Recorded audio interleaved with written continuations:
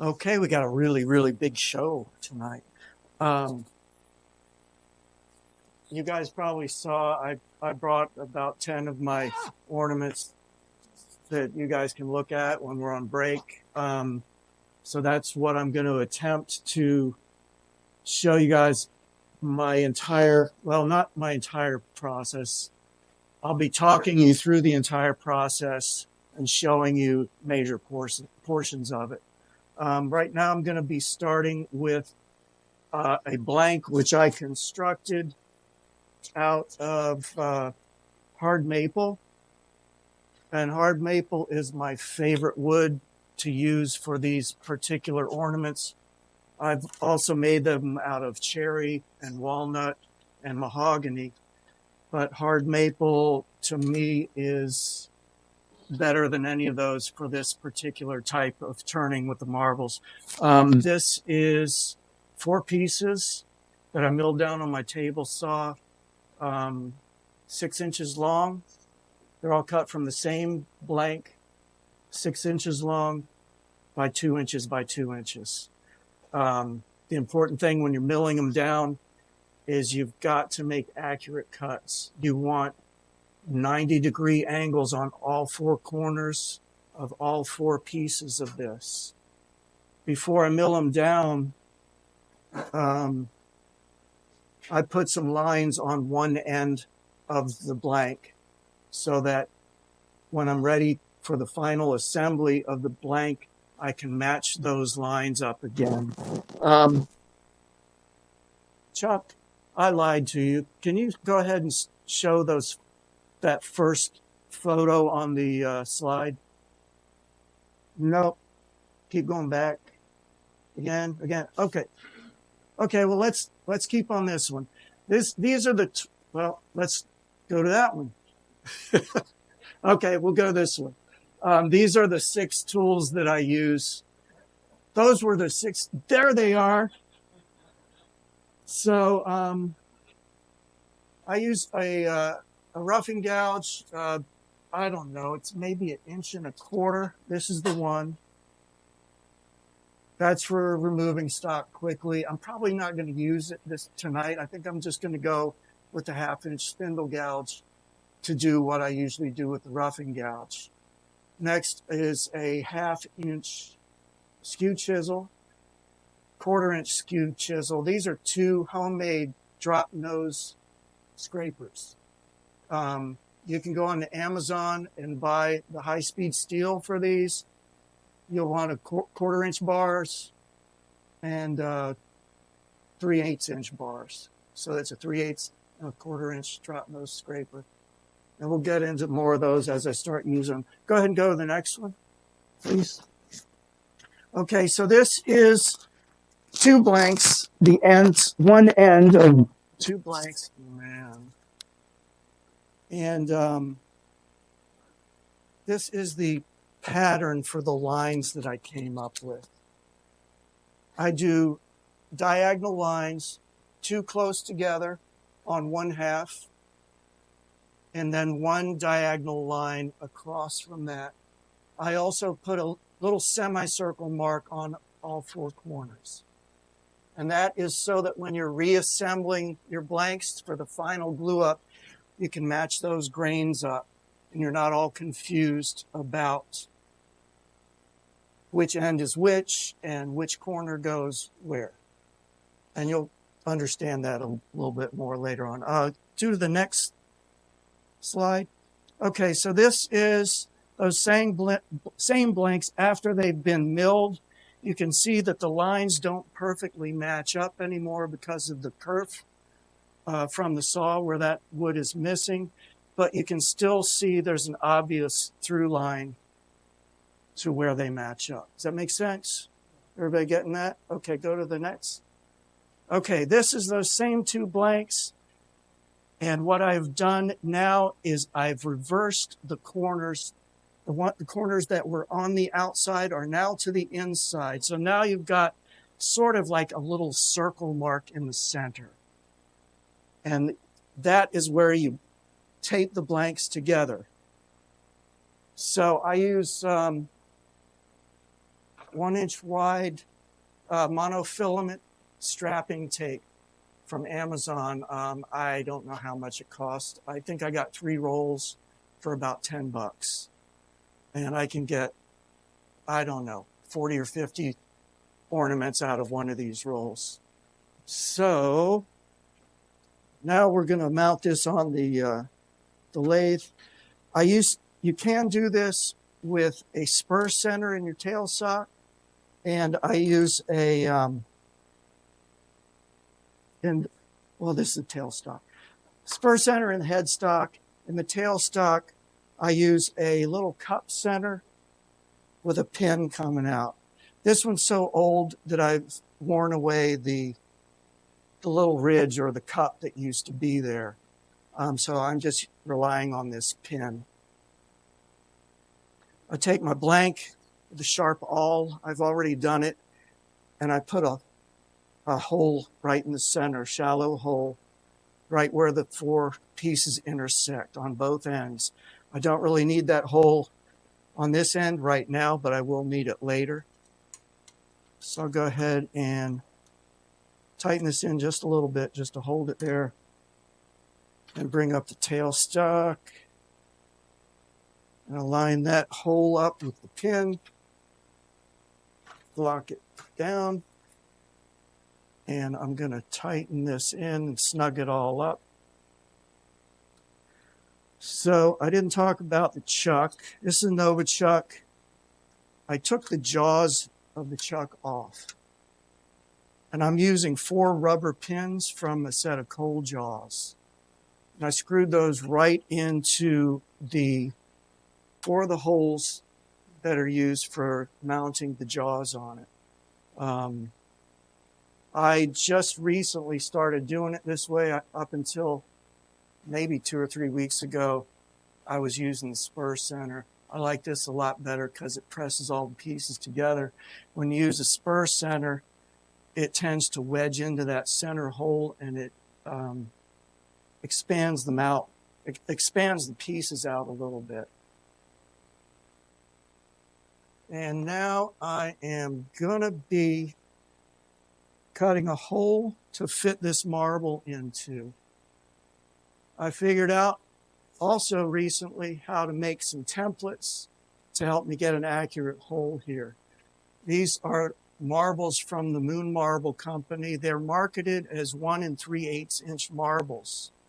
I look in my Forstner bit set, and lo and behold, I have a 1 3/8 inch Forstner bit. So I drill a hole through a thin piece of wood. It's about 1/4 of an inch. The marble fits right through. These marbles are not always 1 3/8 inch. They're not accurate. This one does not fit through. So I know it's larger, but I can still work with that. It makes me know what I'm dealing with. I took another piece and drilled a hole through that. Before I drilled through that, I scribed a line right down the middle of the piece of that wood, drilled the hole, and I cut along one side of that line on my table saw. And the side that the blade was on that made that kerf, I threw that away. And I took the 1/2, and when I put this half over the actual 1 3/8 inch marble, half of that marble fits in there. And the way to test if you've got an accurate one of these is to make a second one, put them together, put the marble through it. If there's not too much of a gap in there and it's passing through, your original is accurate, and this one's accurate too. You got to back up. Make sense so far? When I first started doing these with the marbles, I was just doing it by eye, trying to eyeball it, and I wound up with like having to grind away a lot of stuff because I made the hole too small, and I made it too big, and the marbles in there just dancing around. So this method helps out a whole lot. All right, here we go. I'm going to go ahead and cut the shape for this marble. The marks here, thank you. The marks here, I made another jig, but these go all the way around. So when it's on and turning, how do I turn this on? There we go. You can see those lines, correct? That's my boundary line. I know that I don't want to cut outside of those two lines. And I made a third jig because I was using a little mini square to try and draw these lines around it. And the problem with that was I have this tape here. So the mini square wasn't sitting flat on the wood. So I made a 1 3/8 inch wide just piece of wood, and I made sure that these corners are square. I'll put the blank down on the table, put the piece of wood behind that blank, flat on the table, draw a line on either side of it, flip it forward, line those lines up with the edges of the blank, do the next one, and so on all the way around. Okay, let me make sure that I tighten this down. So when you put your blank into these pins, if you're going to use the chuck with the pins, make sure that the seam of the two blanks coming together is centered on that pin. All right, here we go.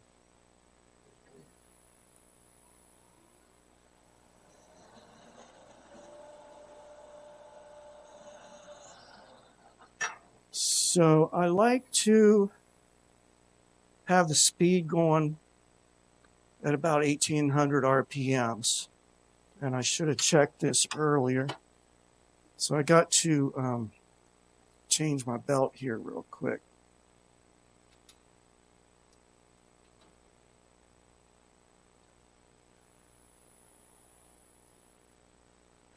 The reason I like it going so fast is that your corners tend to not get chipped out when it's going fast enough. I'll start in the center between the two lines.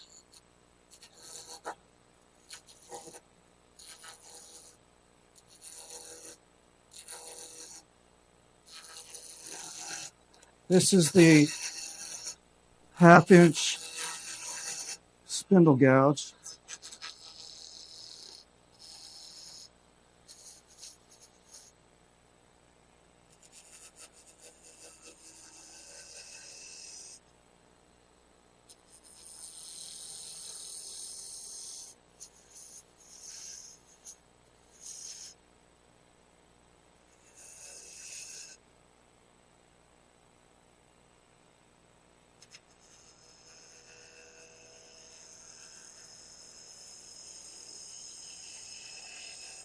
When I'm over on the outside boundary of those lines, I've got the spindle gouge almost all the way over on its side.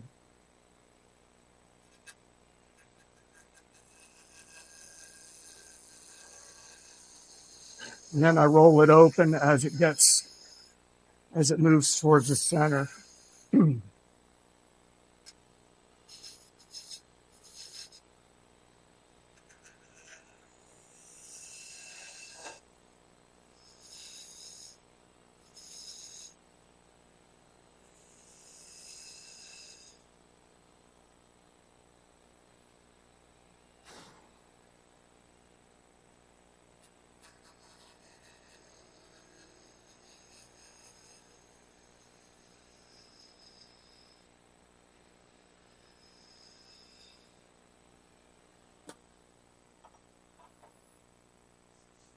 I'm going to go ahead and, I know I've got to go deeper, but I just want to see how much deeper. And I've got to go wider also. So right there, you can see that this template is not reaching that corner. And this is where you want to measure, is on the corner. So you hold the template on the corner so that it's angled towards the center of the block, or it's angled towards the opposite corner here. Okay? So if you put it here, it's not going to work, or it's not going to give you an accurate reading. So I need to widen it more and go deeper.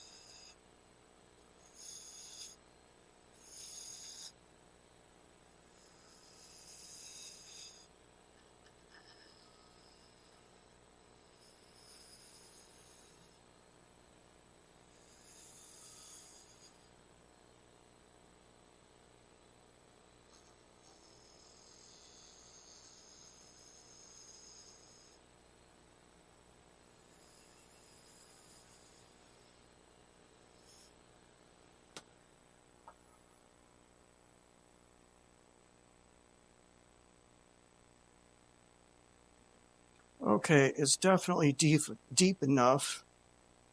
It's actually a little too deep, but that's okay. I need to widen it a hair more.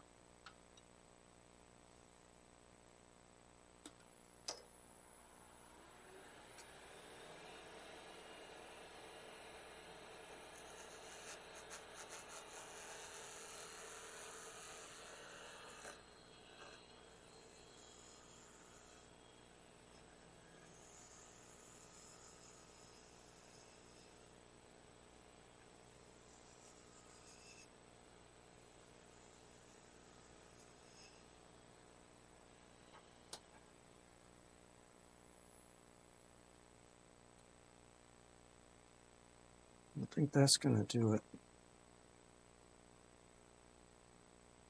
Yeah, that's going to do it. So the points that are holding this marble in place are points right up just below the corner of that. So when you get all four of these corners turned to the inside, it's going to be 1, 2, 3, 4. It's going to be 8 contact points that are going to be gripping it right like that. 8, 4, and 4. So I'm not going to enlarge this or widen it or deepen it anymore, but I am going to work on making it more symmetrical, because it's not quite symmetrical. You can see that better when it's spinning. And for that, I use my little drop nose scraper. I use this without a handle. It's not very far over the tool rest.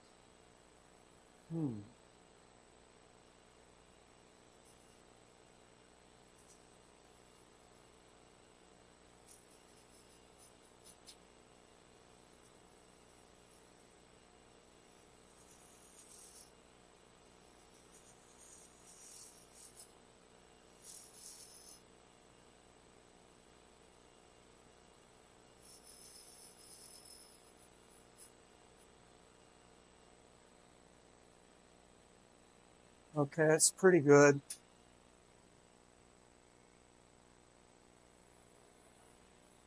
Now, on a lot of these ornaments, you'll notice there's a little, like a little ridge or a bead. That's a bead and a ridge, bead on the inside. I do that to add a little strength to the cage that's going to hold the ornament. It's just a little more mass there right in the center of that curve around the cage, and it tends to make it a little stronger because these do wind up becoming fairly delicate. I'm probably removing 60 to 70% of the wood from the original blank. So what I do to get that bead is I'm going to put a mark right in the center here with a pencil, and I cannot cut that mark away. That mark stays there. It's my reference point. I'll cut on either side of that.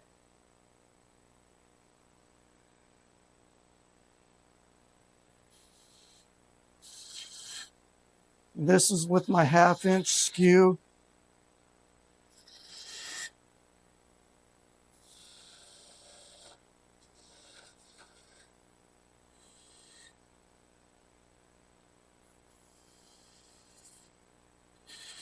And you don't want to go too terribly deep on these beads.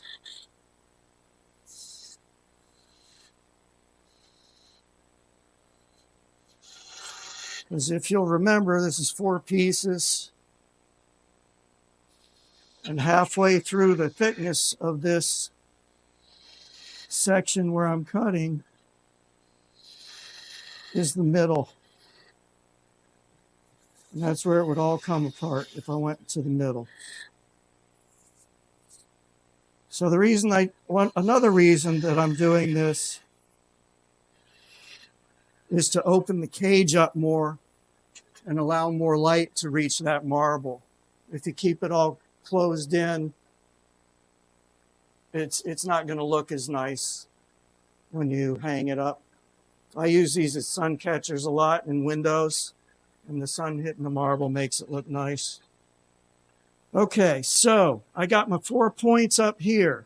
So I don't want to widen that at all. I want to start widening right about where these corners disappear. How can I explain this? Right here at this point in the center where it's flat, where the wood is round all the way around. Does that make sense? Questions? Doesn't make sense? Okay, I'm trying to describe that where I'm starting this process of removing wood to let more light in is not way out here at the corner. It's in a little farther right here at the flat, where the flat starts. Does that make sense? Here, you know what? I know how to explain it.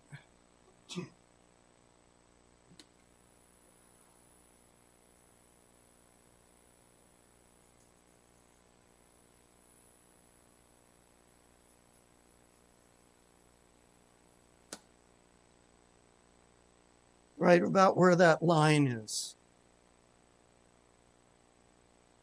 Okay, here we go.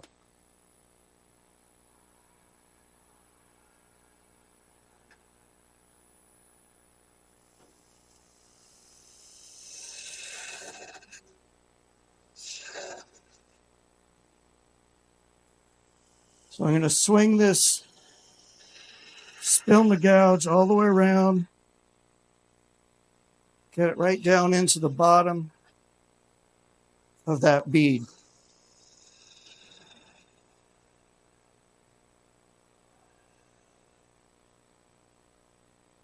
And I'm not as good at doing it on the right side because I'm trying to do this ambidextrously, and I'm not so ambidextrous.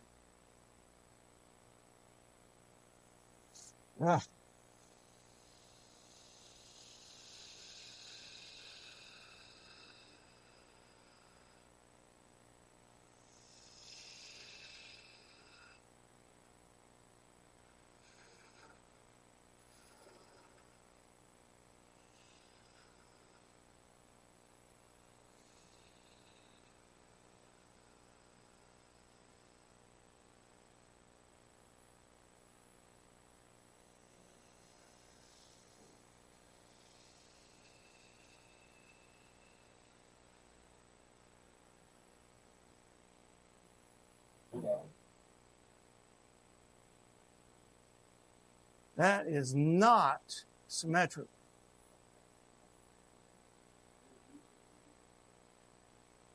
I don't think it's in the middle.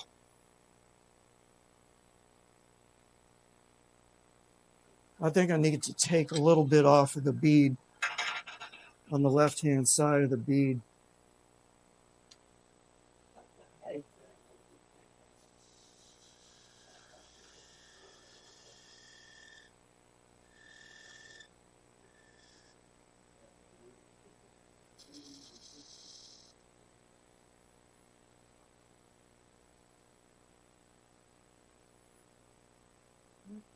Looks better.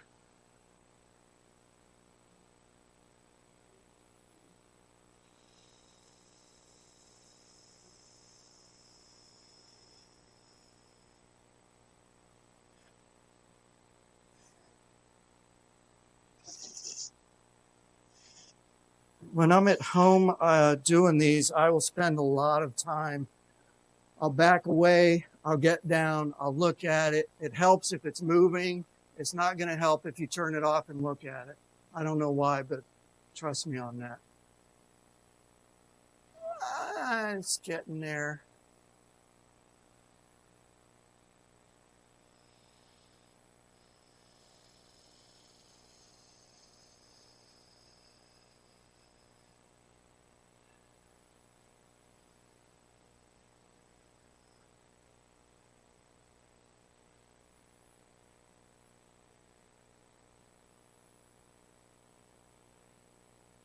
Yeah.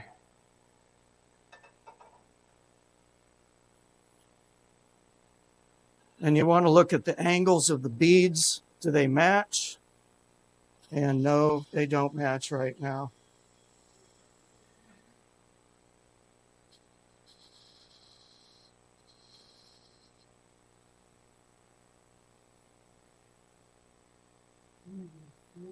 Yes.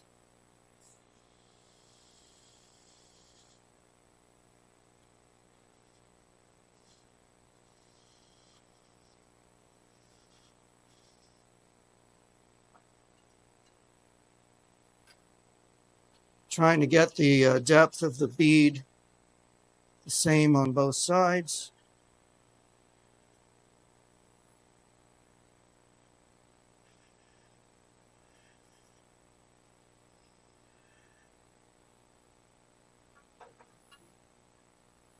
Okay, I'm fairly satisfied with that. Yes. However, I don't. I eyeball it. Sometimes, well, I'm getting better and better at it. I'm pretty satisfied with this. When I get it home, I might put it back on the lathe and look at it again. But with this particular blank, that's all I'm going to do with it. I'm going to talk you through the next few steps on this that I would do once I was satisfied with it. Number one is I'm going to sand it. Start with 220, 320, 400. I might go to 600. If I'm really feeling happy, I might go to 800. Generally not 1,000, but sometimes.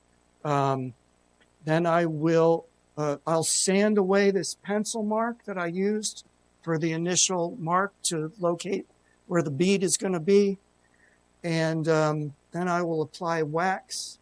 My wax of choice, actually the only wax I've ever used in finishing is Renaissance. Oh, dude, is Renaissance wax. You're fast on those buttons. And this is a microcrystalline polish, wax polish. And one of the employees here turned me onto this about 5 or 6 years ago. It's really easy to put on. It's easy to buff off. You get a nice kind of satin gloss sheen. Some of those have that, or they all have that wax on there, but you'll see what it does. When you put the wax on for this particular stage, do not get it on the flat part of the ornament or the blank, because you're going to be gluing those pieces together and you want your wax to stick.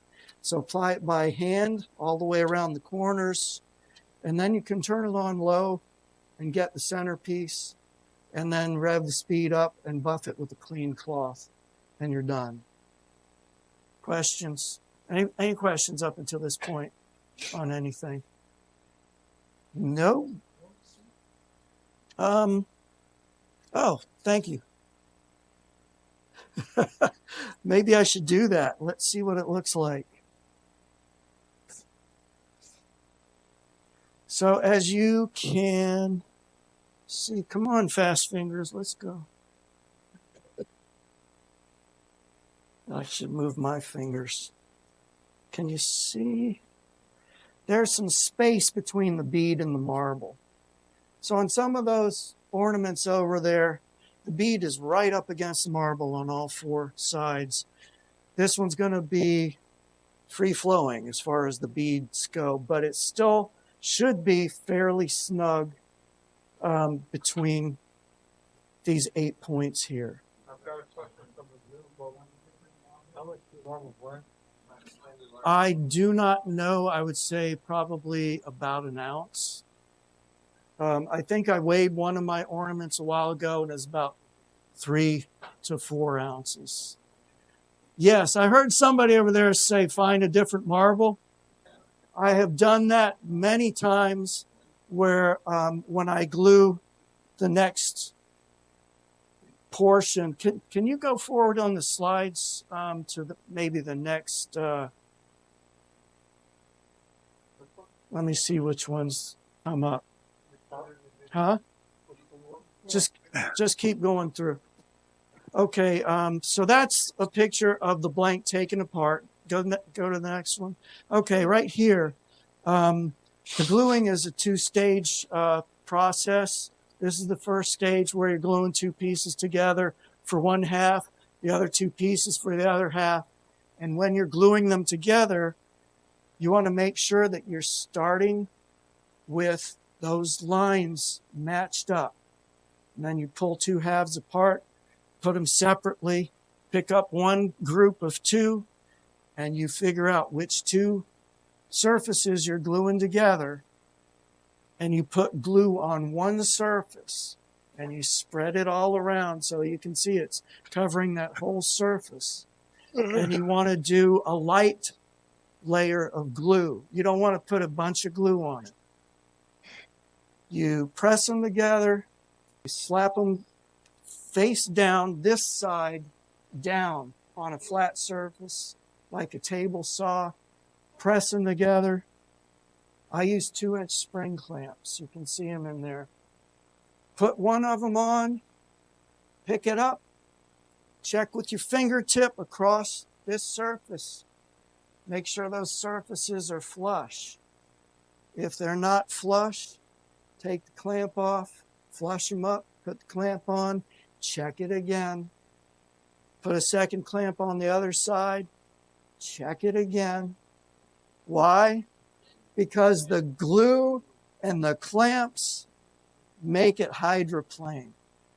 You gotta, I checked that thing 4 or 5 or more times until I'm satisfied. And you gotta check that the ends are flush.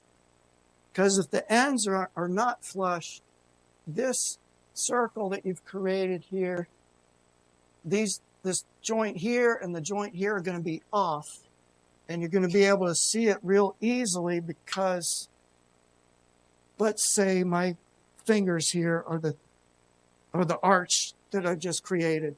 If it's off just a little bit, you're going to be able to notice that in your final product. Yes, I have used different marbles than the one that I measured for. Like if I cut too large of a cove, I'm like, damn, that's too big. The marble's going to be rattling around in there, which isn't a big deal. But if you want it to be tighter, go through the other marbles. If you have others, Moon Marble Company sells them in packs of 10. So This other marble that I brought is larger than this one. And these are not perfectly spherical either. They're just not. I don't know exactly how they make these, but I think they take a blob of molten glass and I think they put it on a metal, like a worm screw. And it rolls down that thing as this worm screw is screwing. And I think that's what shapes the sphere. And by the time it gets to the bottom, I think it might drop into a bucket of water to cool it down. But it's not a scientific process. So this one, I will probably put this one into this ornament. It needs to be widened a bit, but it will drop down closer to that bead and look a little bit nicer. But it's not essential. Those are just some things that I've come up with in making these.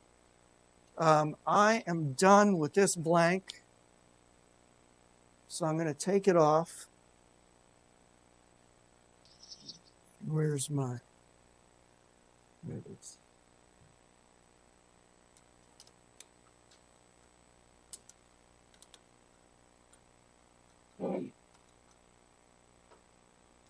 Oop.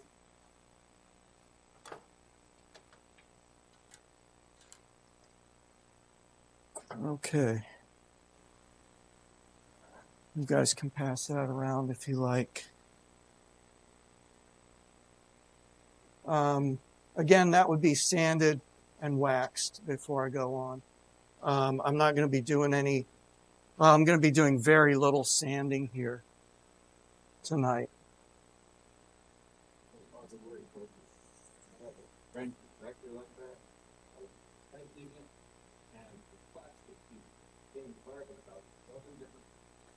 Yeah, I broke the one for my Vic Mart, Chuck. I dropped it on the shop floor and it snapped up. I said, what?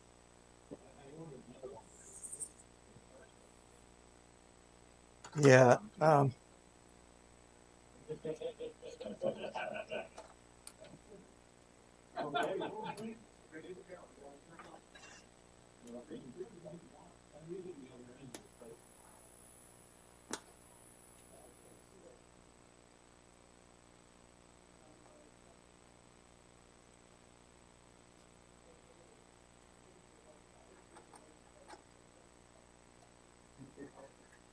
Okay, so if you remember,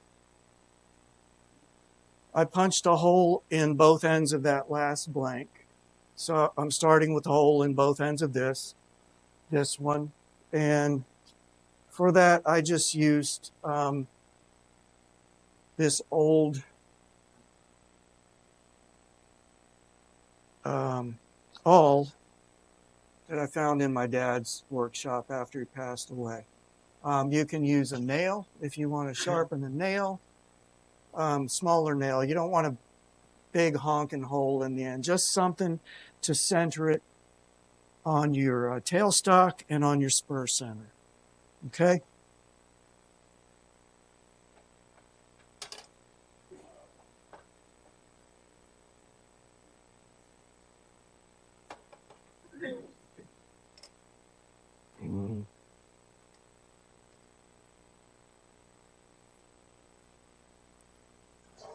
All right. Stay. Okay, so I like to put the spurs on my spur center in the middle of each 4-piece. Don't put them in the seams where you glue it together. I don't know that that would really make a whole lot of difference because the glue is supposed to be very strong. Okay, so this one, it's got a different color marble in it, and this marble fits real tight. So when you are tightening into the spur center, You want to snug it in real good to seat your spurs in the headstock end, and then you want to back off. Back it way off so that you feel that tension is gone, and then you just snug it right in. You don't want pressure on this holding it in. You just want enough pressure to make it turn and to keep it there. If there's a ton of pressure on it, as you're turning this, you're taking away a lot of wood, and that stress is still there, and the wood is becoming weaker and weaker and weaker, and at some point that stress is going to overwhelm that wood, and it's going to go, and it's going to crack it like a beer can.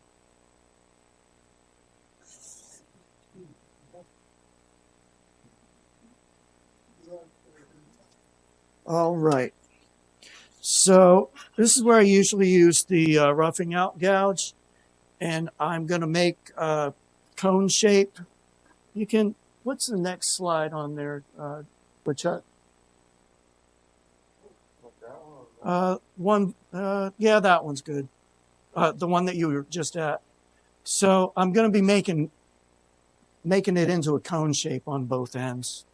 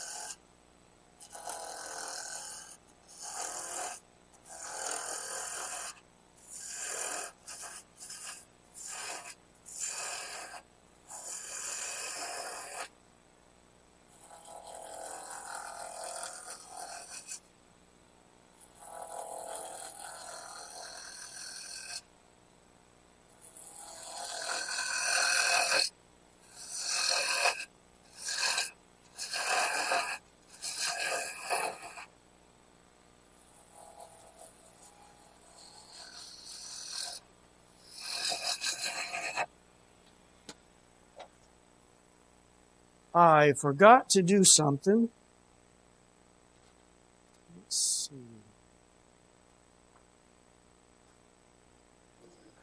So it's not too late for me to do it, which is a good thing. I'm going to the beads, and I'm putting another line all the way around. It's actually going to be 3 lines. A line at the top and bottom of each bead and the center of the bead.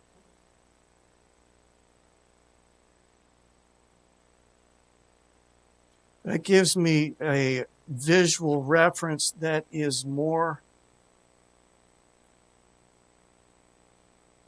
it's easier for me to see it. Because I'm going to try to put a matching bead or ridge on the outside of the cage, similar to the one that's on the inside of the cage. I should have done this at home before I got here. I apologize.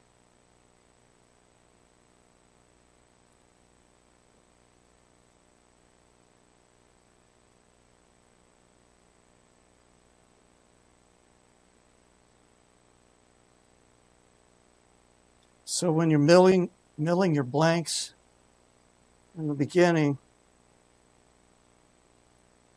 setting this whole thing up, you want to make sure that your saw blade is clean and sharp.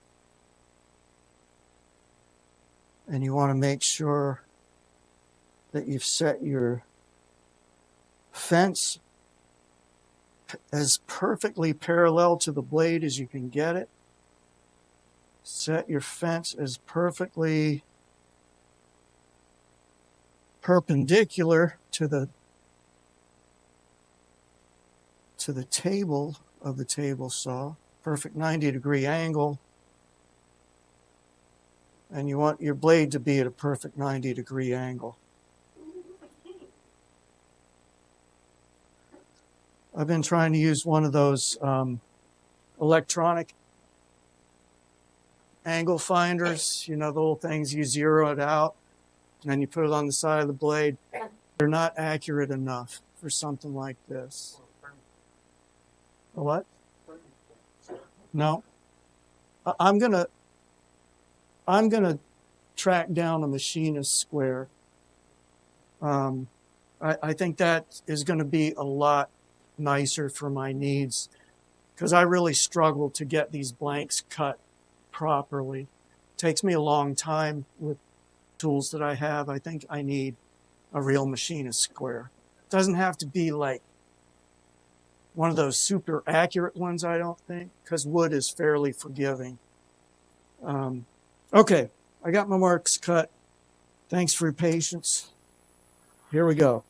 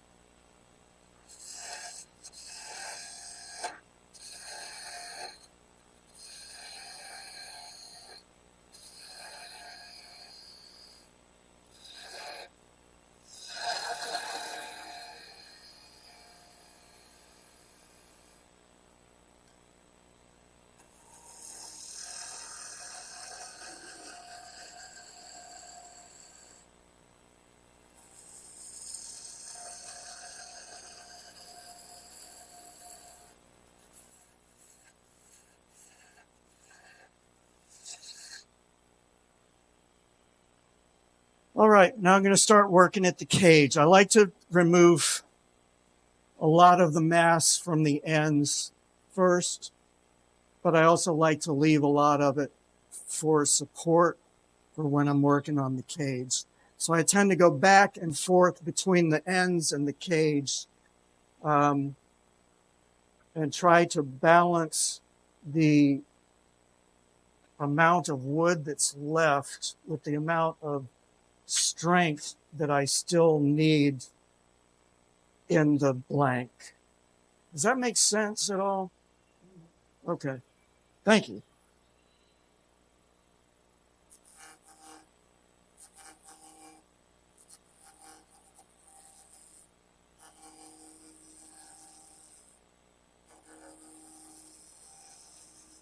Now, I said that I like to do this at a high speed. And I came up with an analogy for why I like this to be at a high speed. It's at 2,300 RPM right now. If, let's say you are, this is a stupid, funny analogy, but you love riding bicycles and you compete, but you've got a friend that always beats you and pisses you off so much that you want to shove a stick in their spokes as they're riding by. I know, silly, stupid.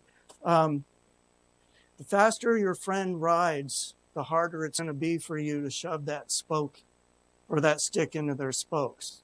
Got me? Damn it, Regina.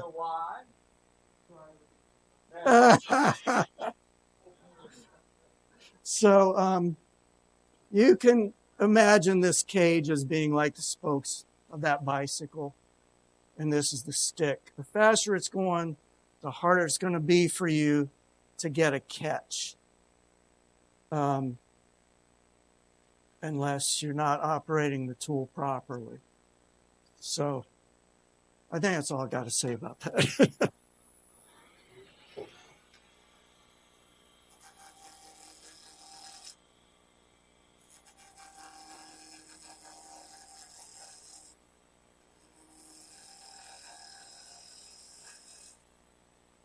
Okay.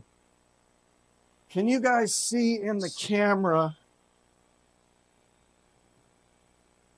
Can you see the ghosting that we have going on? So you can see the internal anatomy of that cage. You can see how thick it is right now and how it's going to get thinner. I actually painted the inside of this cage with some green paint before I put the wax on it, so you can see it a little bit better.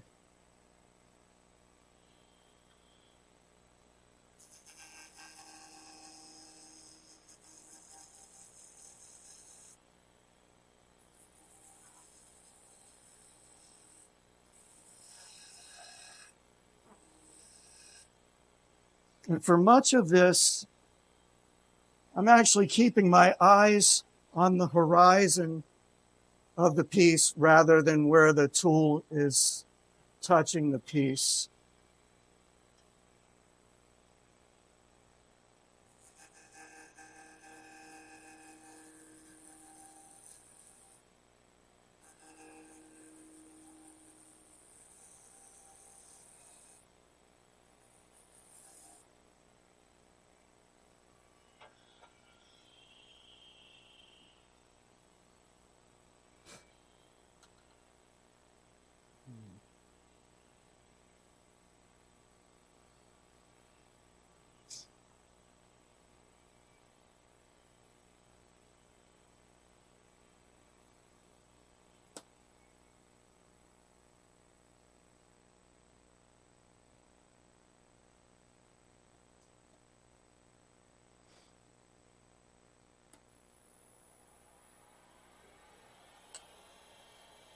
Okay, so now I'm going to try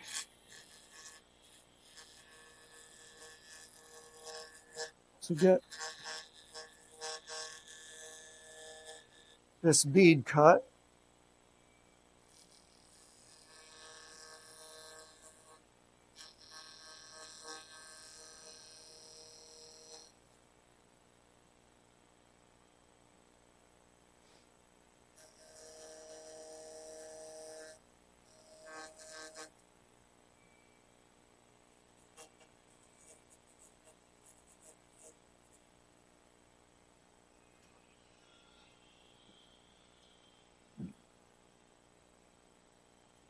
I think I'm going to use the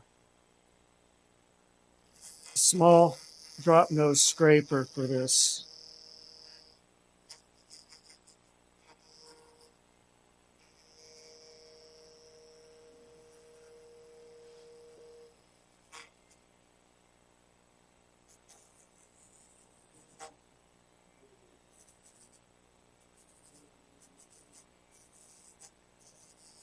So I'm taking really light cuts here because I'm cutting away at the corner.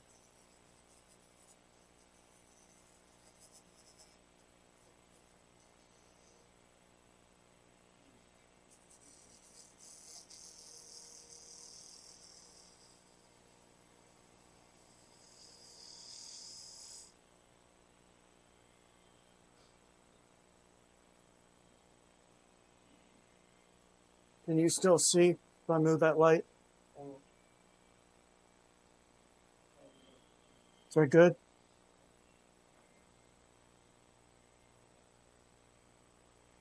Okay.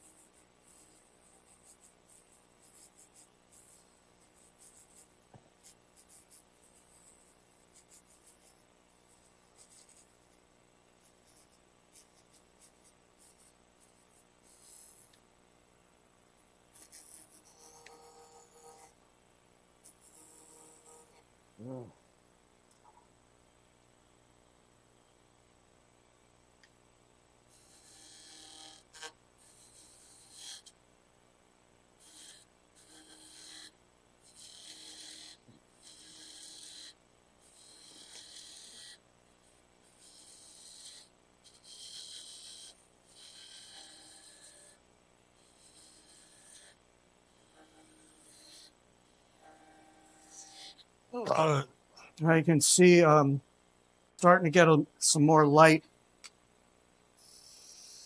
into the marble.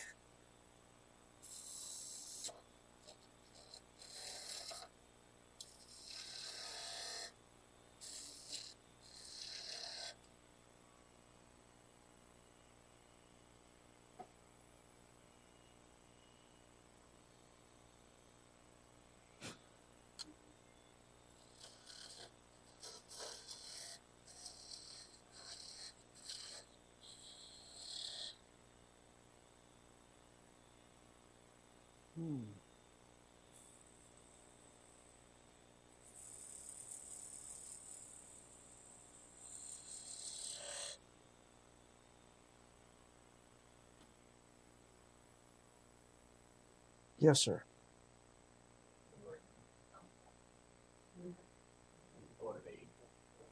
How about in 5 minutes? Do a 10 minute.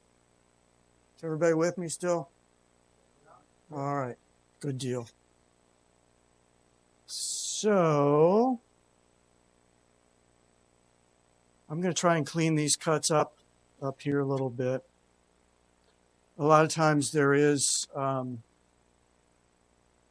some cutting lines on here when I start sanding. So I'll sand it fairly extensively with 220 to try and get all those lines out and all the facets. But I'm getting better about not having so many facets. Tonight, I think I got a little stage fright, so.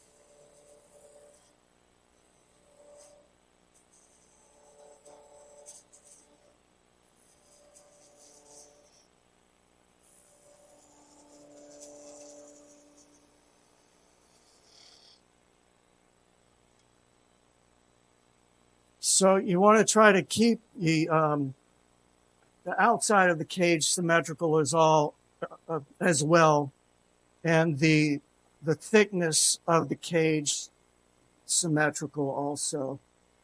And you're able to see that best when it's spinning. I think it's pretty good.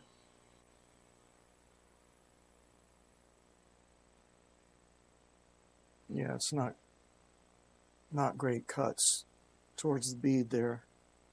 But I can clean all of that up either with the skew, using it as a scraper rather than a skew. That's probably what I will do. Go ahead and do that. I got 2 minutes.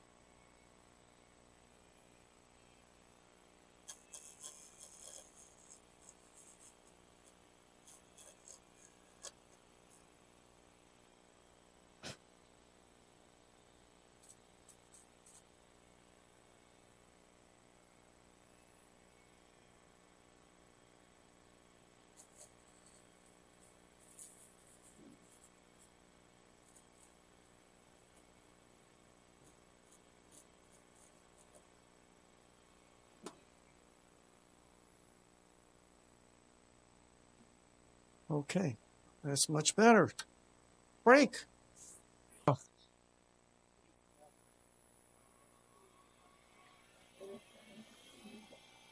So now I'm going to be working on the ends and reducing the mass.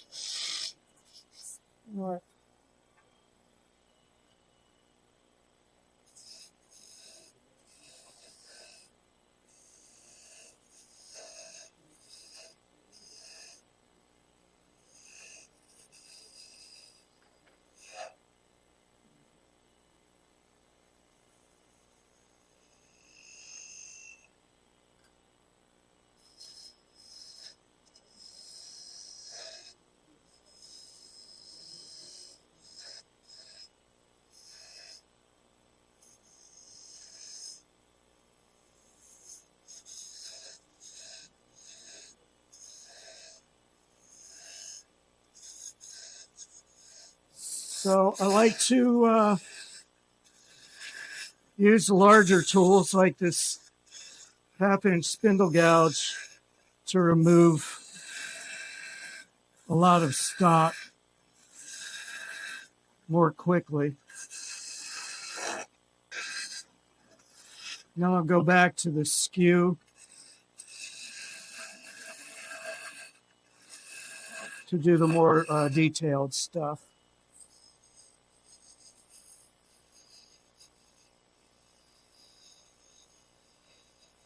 When I'm making these, my design kind of flows naturally. I don't have it pre-planned or sketched out or anything like that. I don't work that way. My brain doesn't do that. I have a general idea. I know that I want it to have a more delicate finial on both ends. My philosophy on these things is less is more. Like the less material you have left, the more delicate, the more elegant it looks, and the more you have an opportunity for the negative space that's all around it to interact with the positive space, which is the ornament itself.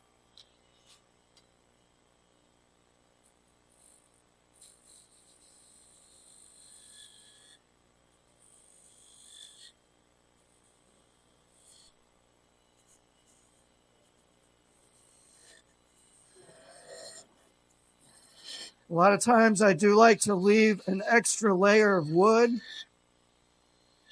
at both ends of the cage.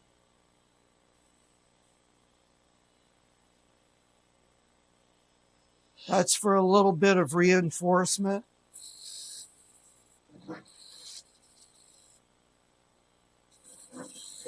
That's what I'm working on right here on the top end.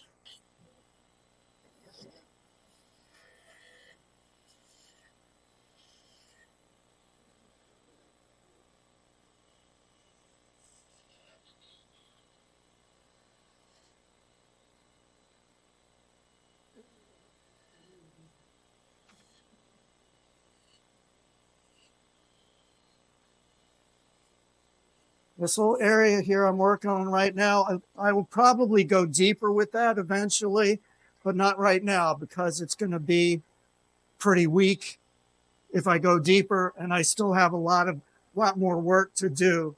So I don't want it to be that weak just yet. Say again? I can probably do maybe 2 or 3 of these ornaments. When I do sharpen it, I use this diamond card here and just kind of hone it up a little bit. I don't go back to the grinder too terribly often. I don't know, maybe every 5 hours or so, give or take, of turning with it.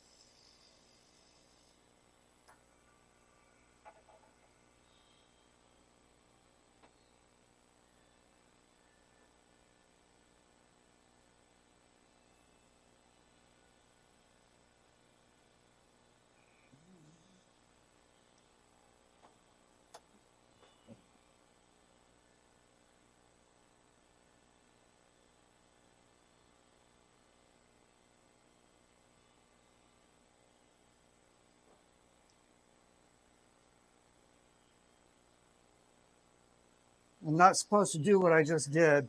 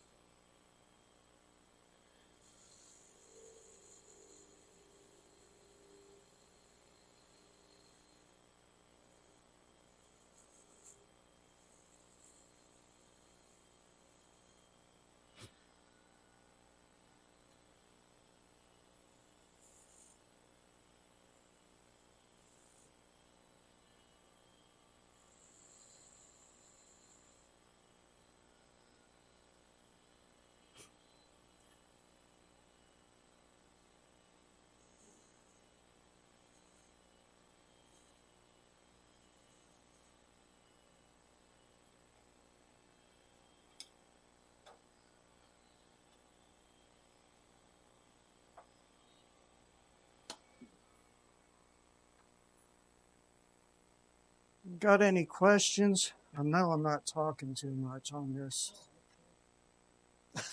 That's nice. Don't like hearing me talk, huh?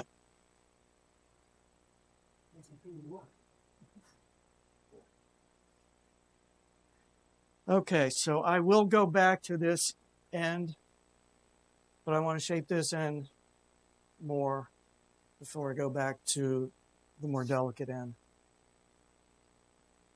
Let's see, what do I want to do?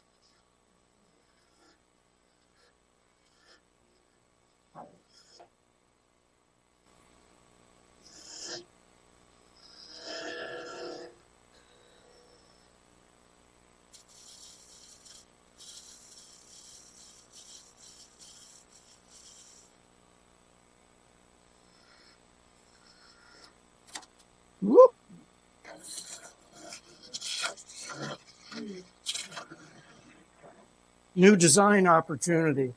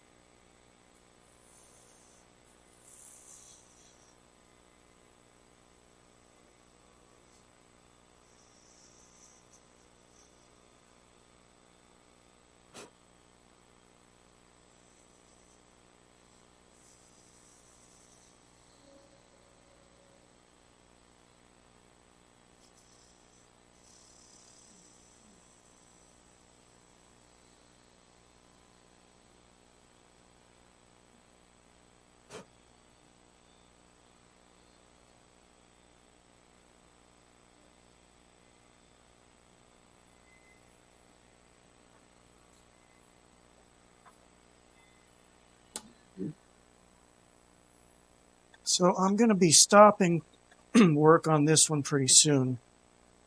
And when I do, I'll talk you through the next process, which will be sanding and putting finish on. And then I've got a third piece that I'm going to mount on the lathe that has been sanded and waxed.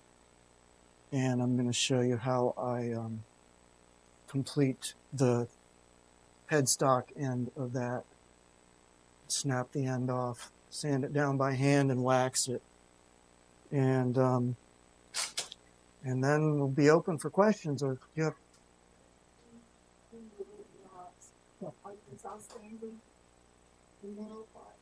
this here? Yes.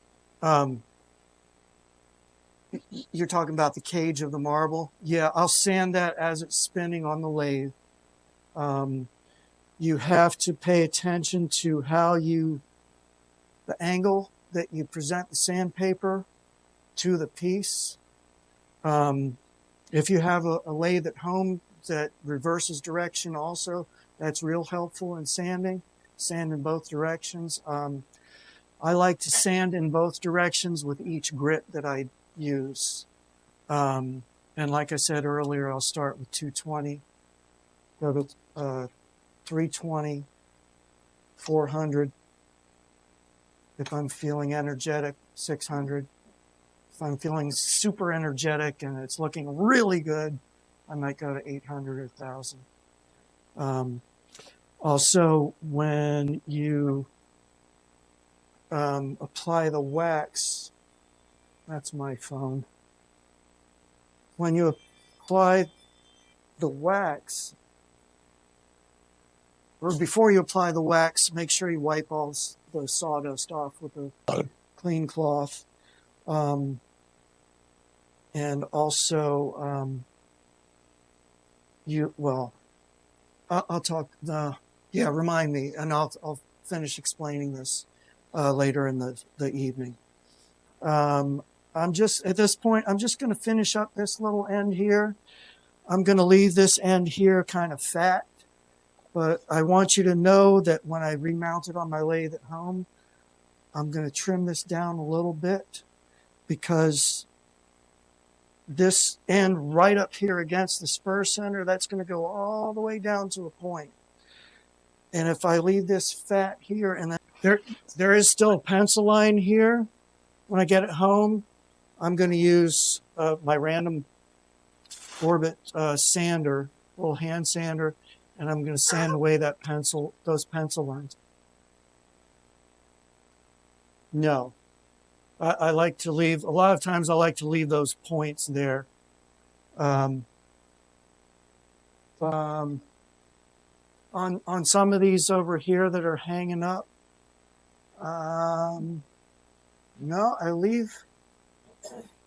I can see one there that only has the bead on the inside, and the outside bead it's just all rounded over.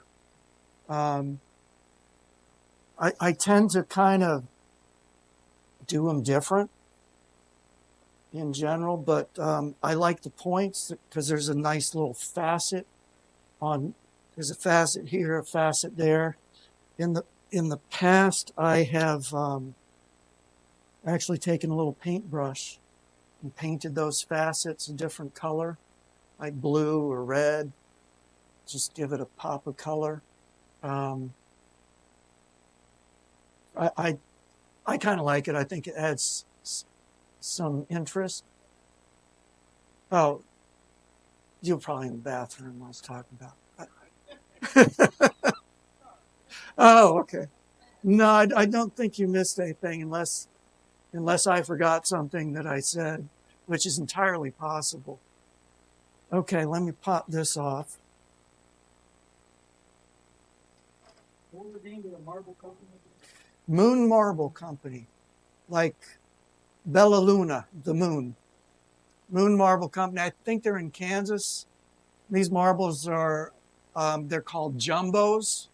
That's their little nickname for them. They're 1 3/8 inches. And I use hard maple. Did I talk about the type of wood? Okay. And I get my maple from Cygnus Lumber. And it's 2 inches thick. And the blanks that I use are 6 inches long. You can go shorter than that. I think I've done 4 and 5 inches. These look a little more kind of elegant to me, you know, the length of them.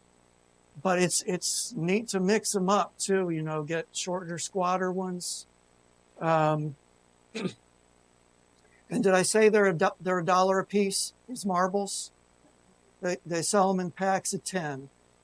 And they've got lots of different colors. I like to get the translucent ones rather than the opaque ones, because light doesn't pass through the opaque ones, and I think these look better, personally. They also make larger ones.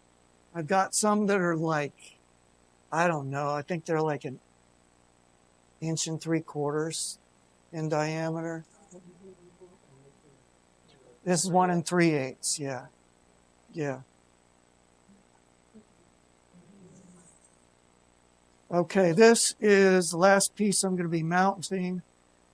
I've already, as you can see, I've already turned it, I've sanded it, and I've applied the wax to it. And I described that, the wax application earlier, right? The clean cloth, Renaissance wax. Some of you guys might want to use another finish. For me, on this type of project, it's just easier than painting an oil on it and getting the oil inside. You know, I think I even tried a spray acrylic on these, but I had to put tape all around the marble inside, and then I had to pull the tape off after. I was like, oh, what am I doing? So for me, this works best. But if you guys have some other suggestions, sing out. I'm open for new ideas. Nobody? Come on, Bruce.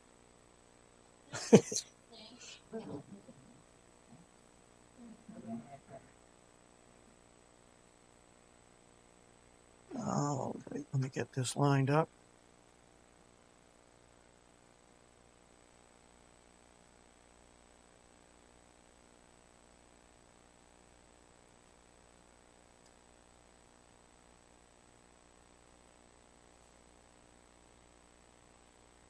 Okay, dope.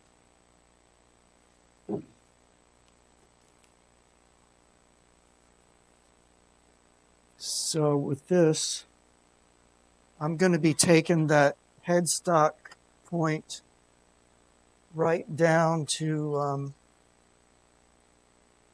maybe 1/16 of an inch, possibly less than that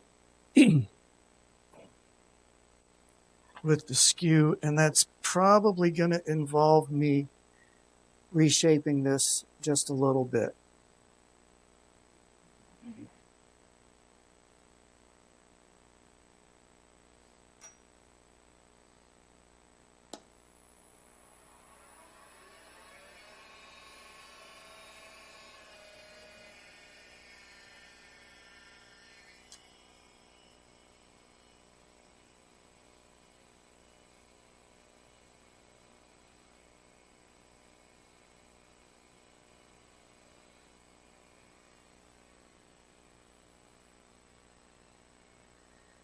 And it's a good idea to do this at a slow speed.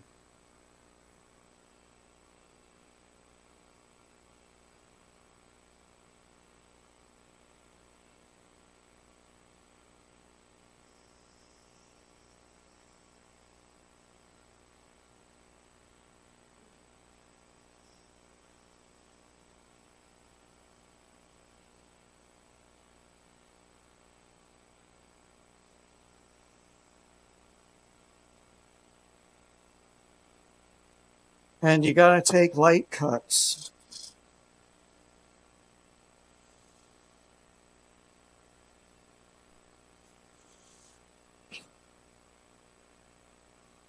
I like to blow the sawdust off of the cutting edge so that I can see exactly where it is.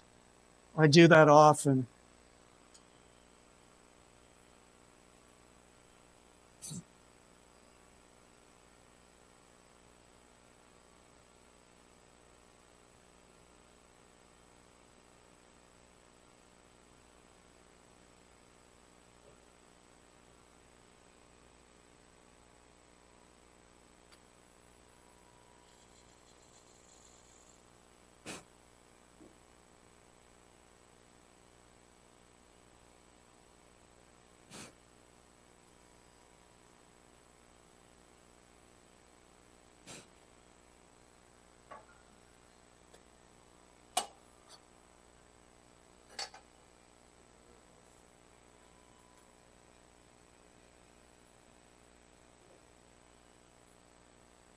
I'm going to do a little bit of sanding here. And actually, I'm going to start with the 400.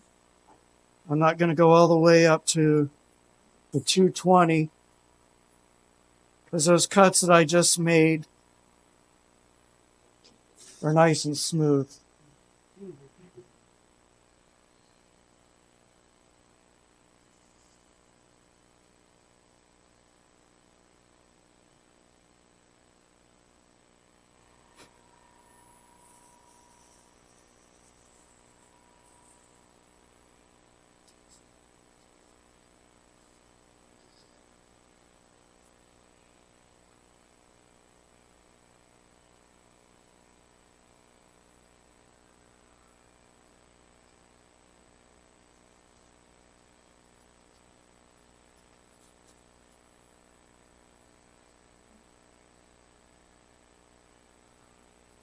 There's a little 600.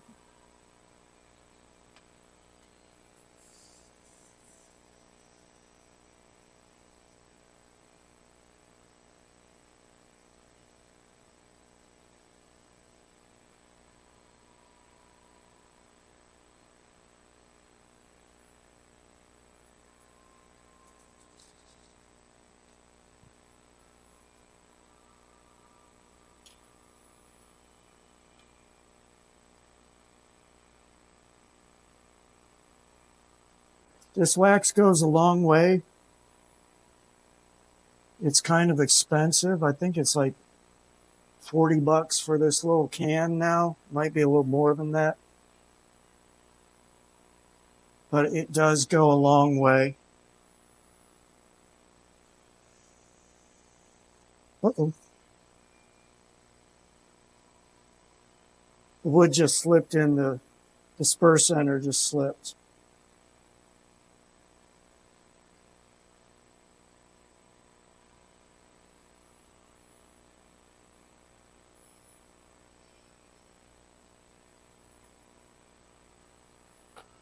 Okay.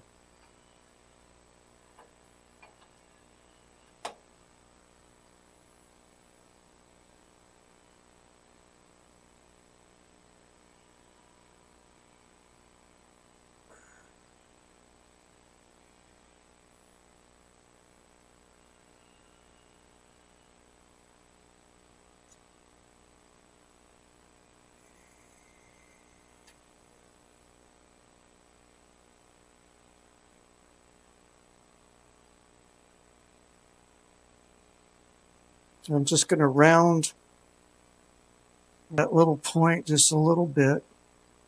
It's almost like I'm scoring it. And that is it.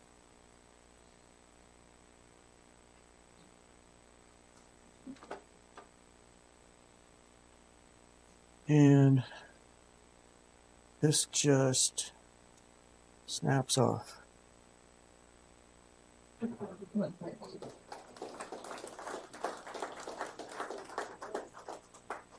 Thank you, thank you.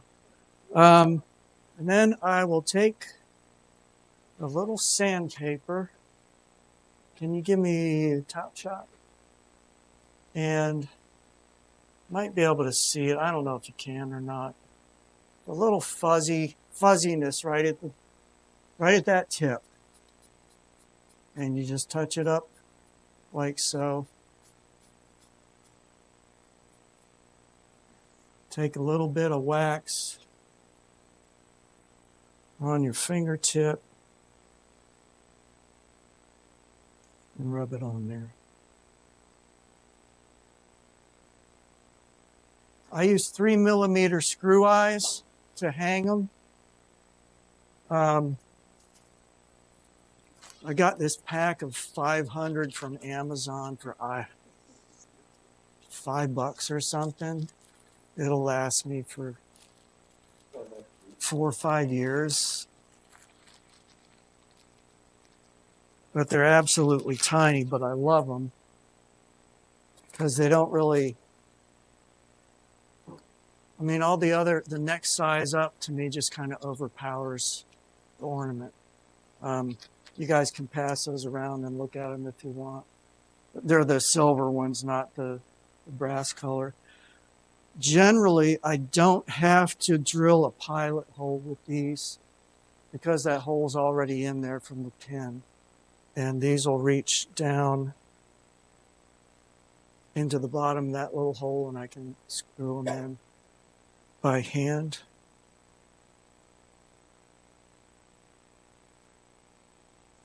And that's it.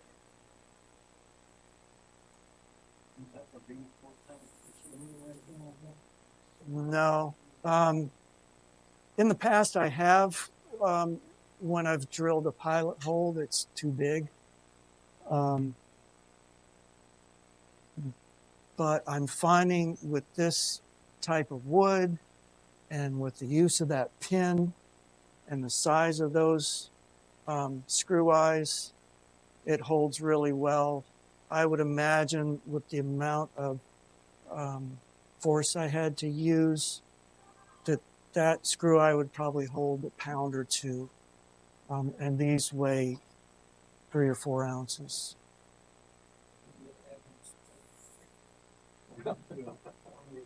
Yes, yes. I think, yeah, I've had them split, and then I'm like, rah, rah, rah, and, putting glue in and pinching it together, and then having to, I don't know exactly how I fixed it, but I came up with something. I've also had them snap off in the hole, in which case, and these were like older styles that were much less refined than what I'm doing now. Yeah, I think I've done that. I also tried drilling a tiny hole next to that one, screw it in, and bending the screw eye over a little bit so it looked like it was in the center, sort of. The things you come up with.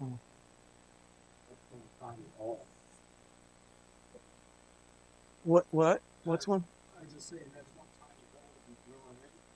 Yeah, I've got a set of, I think they're called wire bits, wire drill bits that go away. And I even bought some dental drill bits at a yard sale. I haven't used those for anything yet. But, okay. Any questions, feedback?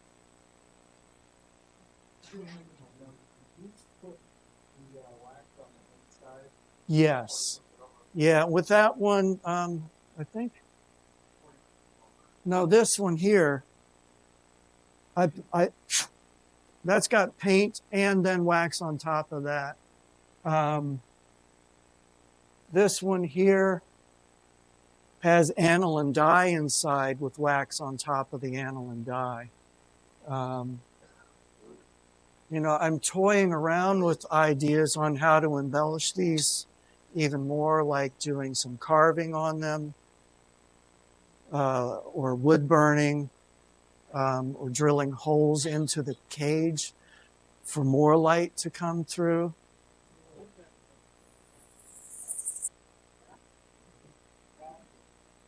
The chameleon flake, yeah, and dry brushing, I think. But I'm just dragging my feet on that, Yeah, they're nice. Thank you.